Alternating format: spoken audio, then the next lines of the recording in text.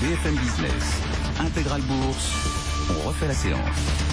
On refait la séance avec nos invités. En plateau, Franck Dixmier, directeur des gestions obligataires d'Allianz Global Investors. On a Jean-Jacques Orena qui est avec nous également, président de Risquelia, et par téléphone, Frédéric Rosier, conseiller chez Mescard Gestion Privée.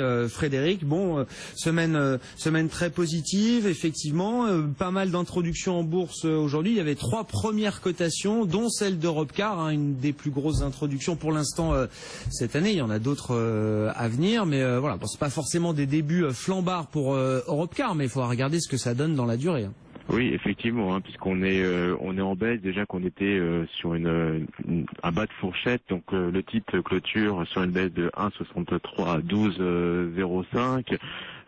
Effectivement, c'est une déception pour un titre quand même qui avait été souscrit dans son intégralité. Donc là, c'est un peu décevant sur cette introduction. Peut-être le timing a peut-être été mal choisi. C'est vrai que prendre des positions la veille d'un week-end aussi chargé, pour le coup, ça tombait plutôt mal. Et donc, les investisseurs se sont plutôt détournés du titre dans la journée. Bon, effectivement, oui, c'était avec l'incertitude grecque. Bon, ils sont quand même venus en bourse sur cette semaine qui aura été très positive. Effectivement, Frédéric, comment vous expliquez là qu'on puisse gagner 5% sur la semaine? Bon, c'est vrai qu'il y a 15 jours, on n'était pas, c'était pas la même ambiance. On était à 4700 points sur le CAC. C'est allé quand même très vite, le retour de marché là. Trop vite peut-être. Trop vite, effectivement. Il y a eu un regain de confiance et finalement tout le déroulement de la semaine s'est fait comme on pouvait l'imaginer, c'est-à-dire dans l'incertitude avec des échéances qui se rapprochent de plus en plus vite. On est maintenant à 3 jours de la date butoir du 30 juin, avec un pas en avant, un pas en arrière. Les dernières propositions, notamment de Madame Merkel, ont l'air plutôt satisfaisantes. Malgré tout, on voit qu'il y a clairement aujourd'hui une volonté des Grecs de ne pas vouloir signer un tel accord. Donc on va avoir un week-end chargé, notamment la journée de samedi, puisqu'on se réunit de nouveau le samedi. On va dire l'ultime réunion. J'ai l'impression que ça fait quasiment maintenant plusieurs années qu'on parle d'ultime réunion, mais là c'est vraiment pour le coup cette date butoir du 30 juin qui arrive très très rapidement, et l'hypothèse, alors non pas d'un défaut grec, puisque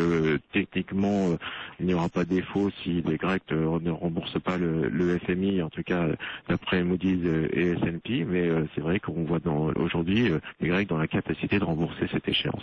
Bon, et on a des officiels européens qui me disent que même s'il y a un accord ce week-end, techniquement, ce sera très difficile d'ores et déjà de payer le 30 juin le FMI. Et que donc il y aurait peut-être quelques jours d'arriéré, mais on ne serait pas dans la situation d'un défaut avec des négociations rompues. Donc on imagine que pour le marché, ce serait un événement tout à fait gérable. De votre point de vue obligataire sur le marché de taux, ça a bougé aussi. On a eu une compression des spreads cette semaine. Enfin, le marché, réaction normale. Vous trouvez qu'il y a de la complaisance là dans ce marché avant un événement qui est pas binaire, mais qui est quand même plein d'incertitudes là. Non, je pense pas qu'il y ait non, pas tant que ça. Il y a la complaisance. Ce qu'on a vu en fait dans les semaines précédentes, c'était un phénomène assez classique de hausse de la volatilité avec une aversion au risque qui augmente. Le Bund, qui est le refuge ultime, donc l'emprunt d'État allemand a performé, les spreads se sont écartés, on a eu ce phénomène de défiance. C'est un peu du risk management, quand la volatilité de votre portefeuille augmente, pour garder le même niveau de risque, vous coupez un peu vos expositions. C'est exactement ce qu'on a eu. Bon, après un week-end où on a eu des annonces très positives, on a eu un fort mouvement de correction de ce mouvement-là. Ouais. Mais les spreads restent larges. Quand on considère quand même la distance des spreads aujourd'hui par rapport au plus bas qu'on a touché, alors ce qui était peut-être un peu exceptionnel. On était quoi, moins de 100 points de base sur l'Espagne par rapport à l'Allemagne? On était à 85 points de base. Là, on est à peu près à 125. On vient de 160 il y a quelques jours encore. Donc c'est vrai qu'on a fait du chemin.